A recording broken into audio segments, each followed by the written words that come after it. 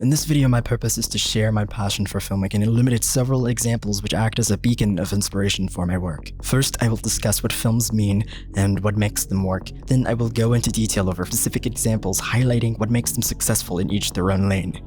Filmmaking is a medium of interpretation and connections. As one idea connects to another, a bigger picture springs forth into motion, revealing the seen and the unseen through various forms. Each early film helped set the stage for this ever-so-growing web of visual culture throughout time. Between such gaps of time, filmmaking has progressed to new heights, where the individual powers of the creative spirit flourish, with the aid of technology allowing artists to convey evident or nuanced ideas. Cinematography, along with its visual storytelling, music, and performances, set the stage for something new to be made, further breeding entertainment, business, and competition. In consideration for the evolution and amalgamation of what film has developed into in the 21st century, when an older film is the topic of discussion, one could say the technicality behind the work is much less apparent or intentional compared to what film has to offer in the present. This could either be due to the way filmmaking in the late 19th century has acted as a progenitor for new concepts to be expanded upon subsequently, or through how subject matter can feel detached from present-day life. And although these points may negatively affect an individual's interpretation of the film's perspective,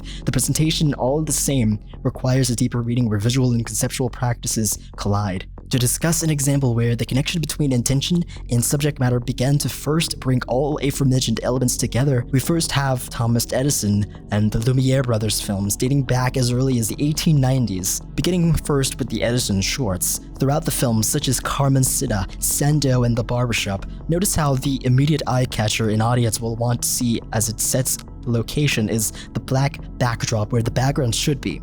Unlike many modern films or blockbusters that utilize establishing shots or green screen imagery to identify the setting, Edison makes use of what seems to be a stage with limited character presence. Camera movements, lighting techniques, or props from what can be seen is what likely is all that the entire utilized set would have needed. This approach is minimalistic in nature, but more so akin to staged performances, rather than a common scene of edits with cuts or a soundtrack. Considering the early stages of film having technological limitations and what is common now, creative decisions on what to capture was not as varied. At this time, to capture motion was to simply capture motion with each filmmaker's touch or slice of life in it. In the three listed films, the actors are performing with such exuberance regarding of how different the acts are, from the dancing to the flexing to the haircutting, with the lighting only focused on the specific actors who are in the center of the shot, such as the person in the barber chair. Their importance is marked much more heavily as the light falls upon them, further shutting out any other distractions a background would have taken away from. Adversely, when looking at the Lumiere Brothers' work, even though some of the subject matter in each short remains to be at the performance side of things, it substantially contrasts from the visual decisions of what Edison had captured. For one, as the city and its various locations become more of a focus for use of backgrounds, the people in many of the scenes begin to multiply and appear collectively as passerbys or a crowd, rather than only 1 to 3. Not to mention, they made much more of a use in natural sunlit scenes to illuminate as much as they could, in that sense less controlled lighting. So in other words, the scale of a scene is much larger with the same emphasis on social activity, providing both slice of life and staged performances. To tether back to the differences of how this fares with modern films in the technicality department, there's a conceptual pool from which many films can choose to cover. For Edison and the Lumiere Brothers, they choose to document everyday life as it was. Knowing how photography in its early stages was seen and used more for documentation, not really as an art yet, the point was to capture and share with others this new way of sharing their own slice of life every day. Much of it was an act of building sentiment towards more than what one could experience on their own. This is why it is as popular of a medium than many others in the present, whether it be fictional or non-fictional. Therefore, when that is coupled with medium and long shots of crowds on the bustling streets coming and going from the trains, there is not as much of a detachment in the way the concept of what ordinary could be. While more films go out of their way to ramp up the stakes and effects, the older films serve as a reminder of what the majority of films have to offer, that being time, culture, and society in a bottle. In their moments of creativity, the ordinary can serve just as much of an influence as anything else, for there is raw essence of individuality shown through the lesser scene. Thus, any story is really a story of the people and their places as well. In a sense, the progenitor of film begins with how one tells the story of such lesser stories to build an overarching one. In Sunrise, A Song of Two Humans, opening scene makes use of a split screen of a sort of two actions, two events are occurring at the superficial same time. One of the large vessel and the other a beach with many people on it. For observation, one is in motion and the other shot shows a different kind of motion on stationary ground opposed to water currents. Although this could speak to the title's Two Humans, setting the idea for the story to follow separate timelines, or possibly it could parallel to the title and mean two perspectives are approaching one another, as in foreshadowing some collision. To add to this idea of visual dichotomy, the film presents two particular kinds of shots which align themselves most to the uneasy or restless tone: the still shot and the tracking shot. Specifically in the beginning with the house scene where the male character and his wife are shown being given one moment of screen time together before they are separated. Their body expressions suggest they lack communication, or there is some tension or disinterest between them, which is further hinted at by the use of still shots where both act independently in the same scene. When one moves into the shot, the other enters. Then, there is a brief moment of inner reflection happening for the two as they seem to be lost in thought. As a side note to this, the short flashback scene which follows afterwards portrays a happier, simpler time sandwiched between the gripping reality of their present-day troubles. For the use of the tracking shot, the subsequent scene visually stands out for its setting's foggy, hazy nature beneath a moonlit sky that showers the male character in a feeling of suspense as the camera follows him through this unknown area. And as the man continues to walk, the camera traverses through the flora until it pans over to reveal a female character, who was also the subject of a tracking shot earlier during the house scene.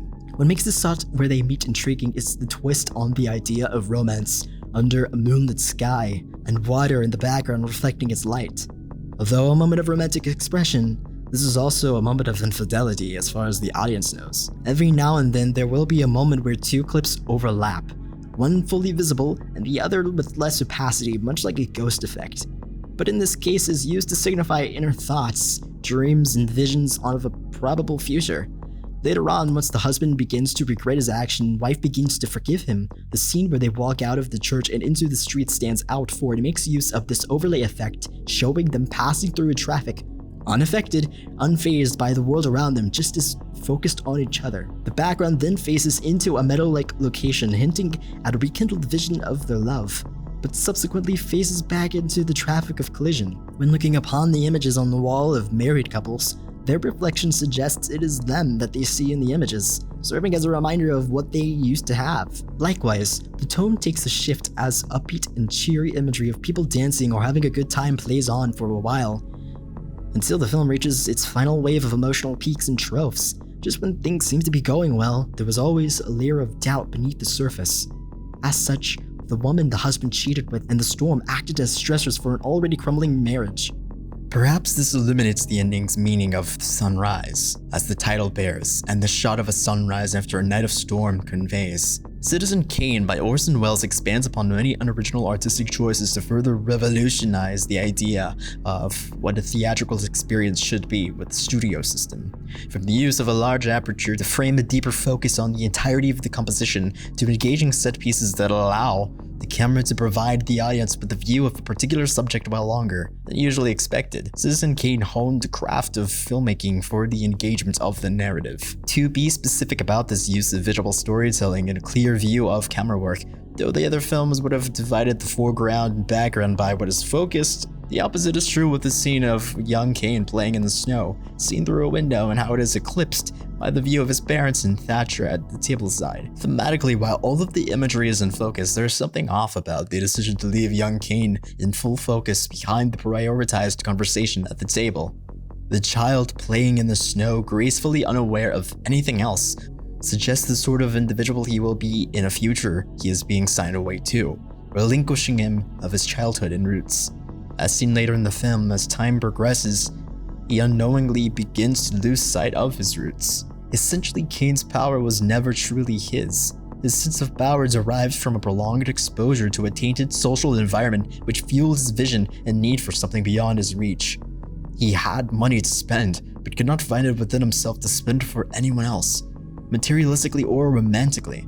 Throughout the film, there are those who sought to find out what his dying words meant, as if one word could encapsulate the entirety of a man's life.